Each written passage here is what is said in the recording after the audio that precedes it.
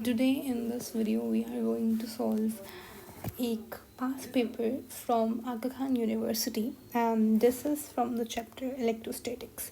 So let's just check अगर आपने पढ़ लिया है ये chapter, so let's check कि अगर आपको if you could solve this MCQs or not.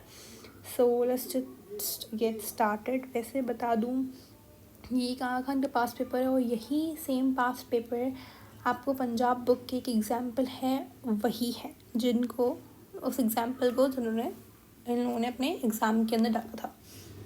तो क्वेश्चन है चार्जेस Q1. हम थोड़ा यहाँ पे डेटा बना लेते हैं कि चार्ज है Q1 which is equal to 100 microcoulomb. Minus आ गया. चार्ज 2 है जो कि बराबर है 50 माइक्रोकूलम के. मैंने इसको कन्वर्ट कर लिया साथ साथ. अब ये लोग बोल रहे हैं ये XY प्लेन पे लोकेटेड है और उनकी पोजीशंस दे दी हैं कि R1 है 3J कैप में और R2 है 4.0 I कैप पे. All right. अब बताना है इनके बीच का डिस्टेंस कितना होगा मीटर्स के अंदर और फोर्स बतानी है Q2 पे कितनी फोर्स लग रही है. All right. अगर यहाँ पे उन्होंने वेक्टर फॉर्म के अंदर एक्सप्रेस किया हुआ है, इन्होंने दो हमें डिस्टेंसेस दे दी हैं. All right. तो हम ये आराम से काम कर सकते हैं. अगर हम XY प्लेन बनाएं, ये X हो गया, ये Y हो गया. All right. इन्होंने क्या बोला था R1 जो है दैट्स 3J कैप. हमें पता है जो X होता है दैट इज़ I कैप और Y को ही हम J कैप बोलते हैं. All right. अब इन्होंने बोला है 3 है वो 3I कैप. मतलब यहाँ पे कुछ यहाँ पे होगा और जो R2 है वो 4I कैप है. तो 4 समझ लेती हूँ मैं यहाँ पे है. ठीक है. Now we can actually draw a line. All right. ये हमारे पास बन गया, एक लाइन बन गई जिसको हम बोल रहे हैं ये है हमारे पास R. ये रहा Q1 यहाँ पे प्लेस्ड है, Q2 यहाँ पे प्लेस्ड है. अब हमें बोला है बताओ Q1 और Q2 के दरमियान कितना डिस्टेंस है मीटर्स के अंदर, क्योंकि हमें वेक्टर फॉर्म दी हुई थी. वेक्टर फॉर्म को हम किसके अंदर कन्वर्ट करेंगे, हम मीटर्स के अंदर कन्वर्ट करेंगे.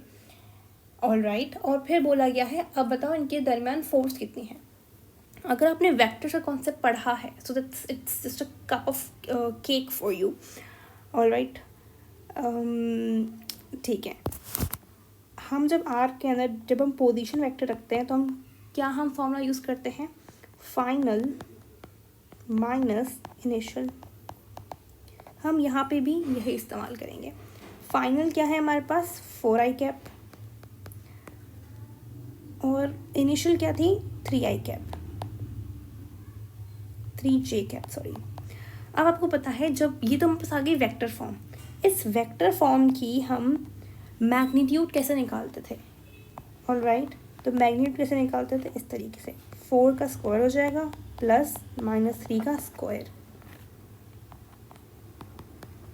4 का स्क्वायर कितना था 16, 3 का स्क्वायर कितना था 9. ये हो गया 25. 25 का रूट कितना होता है 5. तो हमारे पास क्या आंसर आया है 5 मीटर्स. हमारे पास 5 मीटर्स आंसर आया है. All right. अब बात करते हैं कि फोर्स हम कैसे निकालें. अगर आपने इलेक्ट्रोस्टैटिक्स बहुत अच्छे से पढ़ा है तो आपने ज़रूर एक होता है Coulomb's law. All right. I am pretty sure you are known about it. Coulomb's law का फॉर्मूला क्या होता है F is equal to K Q1 Q2 upon R square. लेकिन कूलम्स लॉ का फॉर्मूला तब क्या होगा जब हमारे पास एक्सप्रेशंस वेक्टर फॉर्म में हो. तब उसका फॉर्मूला होता है F is equal to K Q1 Q2 R square और ये रहा हमारे पास यूनिट वेक्टर. ये कैसे आया ये आप मेरी वीडियोस के अंदर भी देख सकते हैं या लेकिन अभी तो टाइम नहीं है कि I will explain you but this is a formula. All right. ये है यूनिट वेक्टर. हमें पता है एक वेक्टर बनाने को, एक पोजीशन वेक्टर बनाने के लिए हमें क्या दो चीज़ें की ज़रूरत होती है, एक उसका मैग्नीट्यूड और एक उसकी डायरेक्शन. जब मैं बोलूँ कि मुझे यूनिट वेक्टर किसके बराबर होगा पोजीशन वेक्टर अपॉन उसका मैग्नीट्यूड. All right. अब देखें अगर मैं आपको बात बोलूँ तो मुझे जो, अच्छा एक और बताती हूँ, हम इसकी वैल्यूज़ पुट कर लेते हैं। F=K कितना होता है 10⁻⁹।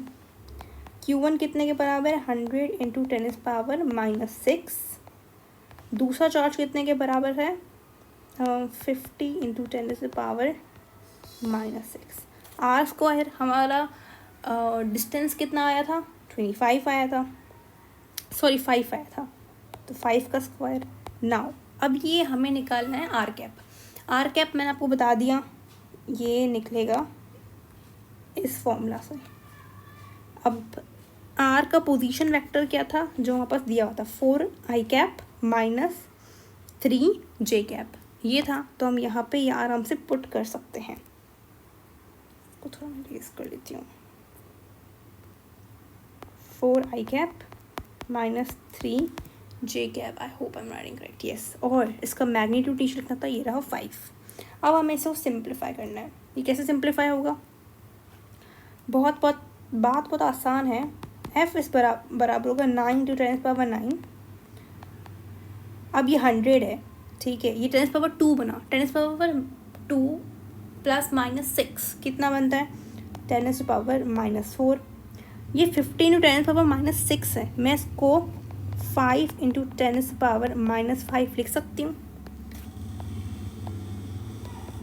ये वही सेम चीज़ आ गई।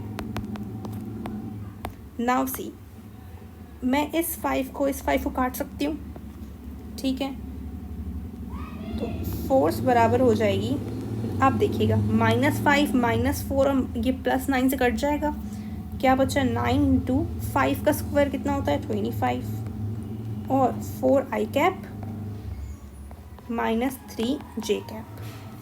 ऑल राइट, अगर आप इसको सिंप्लीफाई करें 9 डिवाइडेड बाई 25 को करें तो इसका कुछ आंसर आता है 0.36 multiply by 4i cap minus 3j cap, ये हो गया। नाउ अगर आप इस फोर्स को इसको मल्टीप्लाई करें तो हमारे पास आंसर आता है 1.44 i cap minus 1.08 j cap, and this is our answer. यही हमारे पास आंसर है इस क्वेश्चन का। ऑल राइट, तो देखा आपने ये किस तरीके का सवाल था और इसके अंदर बेसिकली पूरा वेक्टर सा कॉन्सेप्ट लगा हुआ था। अगर आप ये सोच रहे हैं कहीं टेस्ट के अंदर या सिलेबस के अंदर आपका वेक्टर चैप्टर नहीं दिया हुआ, so please do not gate into this trap.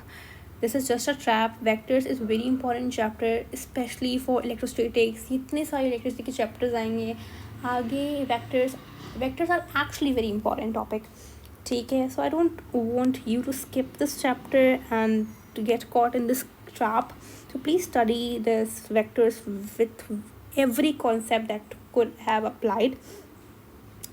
So I hope this question was clear to you, and I'll be back with more such questions in my next video. So please stay tuned and bye bye.